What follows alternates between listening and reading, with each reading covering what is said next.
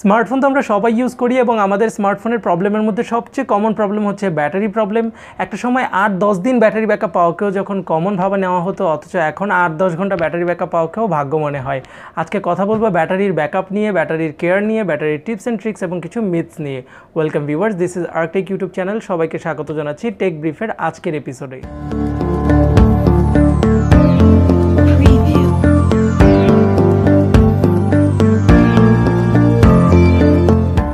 Viewers, আজকের এই take ব্রিফকে আমরা 3টা ভাগে বিভক্ত করেছি এবং প্রথম ভাগে আমরা কথা বলবো ব্যাটারির কেয়ার নিয়ে। ভিউয়ার্স, আমাদের বর্তমান স্মার্টফোনে বেশিরভাগ ক্ষেত্রে আমরা দেখতে পাই সিল্ড ব্যাটারি। সেই ক্ষেত্রে আমাদের কিছু অ্যাটাকিং স্টেপ নেওয়া লাগবে যাতে আমরা ব্যাটারিকে আরও দীর্ঘস্থায়ী করতে পারি। সো আমি শর্টলি 6টা পয়েন্ট রেডি করেছি, যার মধ্যে 3টা পার্ট আপনাকে করতে হবে এবং সম্পর্কযুক্ত 3টা পার্ট আপনাকে অ্যাভয়েড করতে হবে। প্রথম পয়েন্ট হচ্ছে ব্যাটারি চার্জের ক্ষেত্রে অবশ্যই চেষ্টা করবেন ইউজ করতে অফিসিয়াল অথেন্টিক বক্সে দেওয়া চার্জারটা, কারণ এই চার্জারের বিকল্প আর কিছুই নেই। এবং সেই ক্ষেত্রে আপনাকে অ্যাভয়েড করতে হবে বাজারে পাওয়া যায় যেরকম নকল কিছু চার্জার, যার আউটপুট, মনে রাখবেন, যার আউটপুট অফিসিয়াল চার্জারের আউটপুট থেকে কম, এই চার্জার অ্যাভয়েড করতে হবে। দ্বিতীয় পয়েন্ট হচ্ছে চার্জিং কেবলটা আমাদের অবশ্যই মোটা কেবল ইউজ করতে হবে। সেই ক্ষেত্রে ইলেকট্রিসিটি যেরকম ভালো প্রবাহিত হবে ওই কেবল দিয়ে, এর পাশাপাশি হিট জেনারেট হবে না। একই সম্পর্কযুক্ত আমাদের চার্জিংয়ের এনভায়রনমেন্টের দিকে খেয়াল রাখতে হবে। আমাদের এক্সট্রিম ওয়েদার কন্ডিশন লাইক অতিরিক্ত ঠান্ডা বা অতিরিক্ত গরম কন্ডিশনে চার্জ দেওয়া অ্যাভয়েড করতে হবে, কারণ আমরা অনেক সময় দেখি অনেকে ইঞ্জিনের উপর রেখে চার্জ দিচ্ছে বা এক্সট্রিম ঠান্ডা কন্ডিশনে ব্যাটারিকে চার্জ দিচ্ছে। এতে ব্যাটারি বসে যাওয়া বা ব্যাটারি ফিজিক্যালি ড্যামেজ হওয়ার সম্ভাবনা অনেক বেশি থাকে। লাস্ট পয়েন্ট হচ্ছে ব্যাটারিকে মূলত চার্জ দেওয়া। ব্যাটারিকে চার্জ দেওয়া বলতে আমি বোঝাচ্ছি দিনের যখন যেই রকম সুযোগ সময় পান ব্যাটারিকে চার্জের উপর রাখা, লাইক 20% থেকে 30%, 60 থেকে 70% চার্জের মধ্যে রাখা। এটাকে আপনি ফুড হ্যাবিটের মতো চার্জিং হ্যাবিটও বলতে পারেন, বিকজ স্মার্টফোনের ব্যাটারি সেলগুলোকে অ্যাক্টিভ রাখার জন্য এই চার্জিংটা অনেক গুরুত্বপূর্ণ। প্লাস আপনি দিনের সারাদিন যত কাজ করছেন স্মার্টফোনকে নিয়ে, প্লাস এই চার্জিং দেওয়ার মাধ্যমে কিন্তু স্মার্টফোনের ব্যাটারিটাকে আপনি অ্যাক্টিভ রাখছেন। এই পয়েন্ট সম্পর্কযুক্ত আপনাকে আরেকটা পার্ট অ্যাভয়েড করতে হবে, সেটা হচ্ছে কখনও ব্যাটারিকে 0% ব্যাটারি ব্যাকআপে আনা যাবে না, কেননা 0% ব্যাটারি আপনার ব্যাটারি ক্ষয়ের ক্ষেত্রে সবচেয়ে বড় ইম্প্যাক্ট ফেলে। ভিউয়ার্স, আমাদের বর্তমানে যে স্মার্টফোনের হার্ডওয়্যার, সেই হার্ডওয়্যার অত্যন্ত পাওয়ারফুল, অত্যন্ত অ্যাডভান্স, এবং সেই অ্যাডভান্স হার্ডওয়্যারের সামঞ্জস্যপূর্ণ সফটওয়্যার তৈরি হচ্ছে প্রতিদিন আপডেট হওয়ার কারণে আমাদের যারা আমরা ওল্ড ডিভাইস ইউজ করছি বা কিছু ব্যাকডেটেড ডিভাইস ইউজ করছি, যারা বলতো যে আগে আমার ব্যাটারি ব্যাকআপ পেতাম ভালো, বাট এখন আমরা ব্যাটারি ব্যাকআপ ওরকম পাচ্ছি না, সেই ক্ষেত্রে আমরা ব্যাটারির কিছু ডিফেন্সিভ ওয়েতে ব্যাটারির টিপস অ্যান্ড ট্রিক্স সাজিয়েছি, যার কারণে আপনার ব্যাটারি ব্যাকআপ 2000 মিলিঅ্যাম্পিয়ার, 3000 মিলিঅ্যাম্পিয়ার যাই হোক না কেন, আপনি অ্যাটলিস্ট ব্যাটারির কোনো অংশ ওয়েস্ট করবেন না, এমনভাবে কিছুটা টিপস অ্যান্ড ট্রিক্স সাজানো হয়েছে। সো প্রথম পয়েন্ট হচ্ছে আপনার স্মার্টফোনে যে এক্সট্রা নেটওয়ার্কগুলো আছে, লাইক আপনার জিপিএস, ব্লুটুথ, ওয়াইফাই, হটস্পট, এগুলোকে ইউজ করার পরে ইমিডিয়েটলি বন্ধ করে ফেলা। কারণ যাদের ব্যাটারির ক্যাপাসিটি জেনুইনলি কম, অনেকেই দেখা যায় যে এই নেটওয়ার্কগুলোকে ইউজ করার পরবর্তী সময় ওপেনলি অফ করতে ভুলে যায় এবং সেই ক্ষেত্রে এই নেটওয়ার্কগুলো কন্টিনিউয়াসলি আদার্স নেটওয়ার্কে সার্চ করে, যার কারণে ব্যাটারি ব্যাকআপ কম পাওয়া যায়। দ্বিতীয় পয়েন্ট হচ্ছে আমরা অনেকেই মজা পাই ভাইব্রেশন অন রেখে, আমাদের কিপ্যাড টোন অন রেখে হ্যাপটিক ফিডব্যাকের জন্য বা নানান রকম unwanted tone, notification tone, welcome টোনগুলোকে অন রেখে ব্যাটারির ব্যাকআপের 12টা বাজিয়ে দেই। এর পরবর্তী অপশন হচ্ছে আপনার ডিসপ্লে কন্ট্রোল। ভিউয়ার্স, আপনার ব্যাটারি কনজিউম করার ক্ষেত্রে সবচেয়ে বড় কালপ্রিট হচ্ছে আপনার ডিসপ্লে। সো সবচেয়ে ভালো হয় ডিসপ্লের ব্রাইটনেসকে আপনি ম্যানুয়ালি কন্ট্রোল করে নিয়ে আসুন।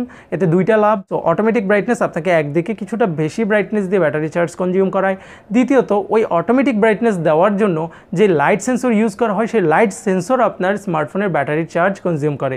সো ম্যানুয়ালি কন্ট্রোলের মাধ্যমে একে আপনি আপনার মতো করে নিজের মতো করে সেট করে নিন ব্রাইটনেস, দ্বিতীয়ত এই দুটাকে কাজে না লাগিয়ে আপনি ব্যাটারির চার্জকে সেভ করতে পারেন।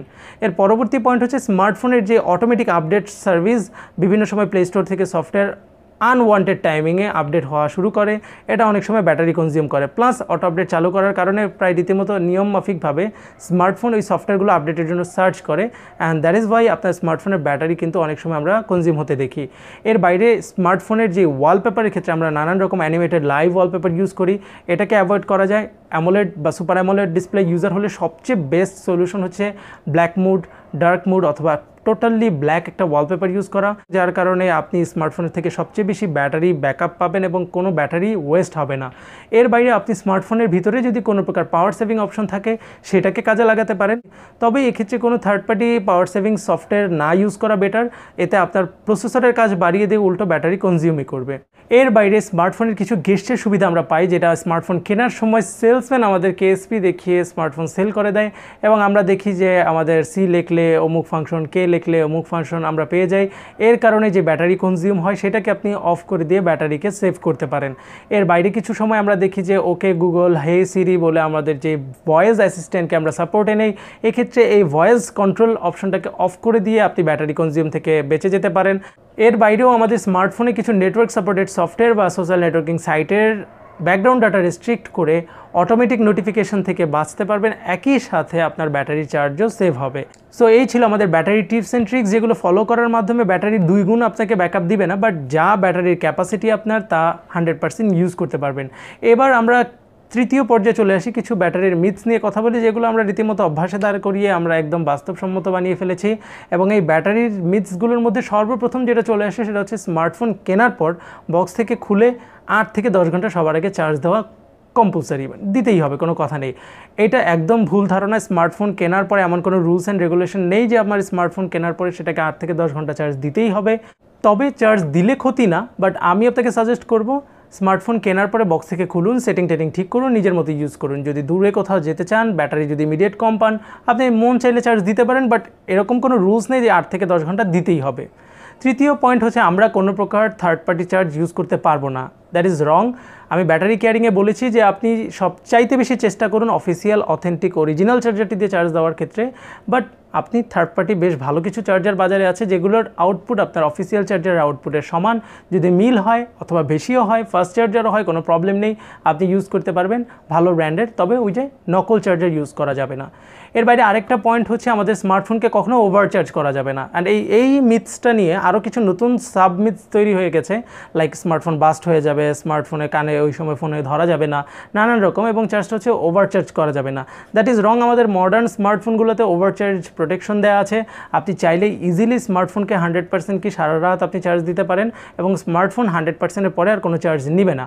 তবে কিছু ওল্ড ডিভাইসের, কিছু ওল্ড টেকনোলজির কারণে আমরা মাঝে মাঝে বলি যে 100% চার্জ দেওয়াটাকেও অ্যাভয়েড করতে, কারণ 100% চার্জ অনেক সময় 0% চার্জের মতোই ক্ষতি করে থাকে। সো ভিডিওটি ভালো লেগে থাকলে লাইক করবেন, কমেন্টে জানান আপনার মতামত, এবং আমাদের চ্যানেলকে সাবস্ক্রাইব করতে ভুলবেন না।